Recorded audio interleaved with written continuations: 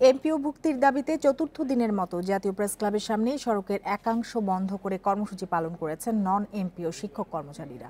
এতে সড়কে যান চলাচল ব্যাহত হয়, তবে বিকেলের দিকে শিক্ষকদের উপস্থিতি কমে এলে পরিস্থিতি স্বাভাবিক হয়ে আসে। আন্দোলনরত শিক্ষকেরা জানান, দাবি পূরণের আশ্বাস দিলেও তা বাস্তবায়ন হয়নি। দীর্ঘদিন বেতন ভাতা না পাওয়ায় কষ্টে দিন কাটাতে হচ্ছে বলেও জানান আন্দোলনকারীরা। বুধবার থেকে এমপিও ভুক্তির দাবিতে আন্দোলন শুরু করেন নন এমপিও শিক্ষকরা। বৃহস্পতিবার প্রধানমন্ত্রীর কার্যালয়ের দিকে পদযাত্রা করলে কদম ফোয়ারা এলাকায় তাদের বাধা দেয় পুলিশ। পরে সেখানেই অবস্থান নেন তারা। এরই মধ্যে কয়েকজন অসুস্থ হয়ে পড়েছেন বলেও দাবি করেছেন আন্দোলনকারীরা।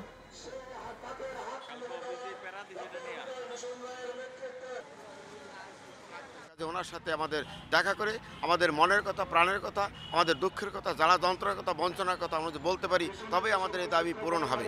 শিক্ষক যেগুলি স্বীকৃতিপ্রাপ্ত প্রতিষ্ঠানগুলি সবটি এমপিভুক্ত চাচ্ছি।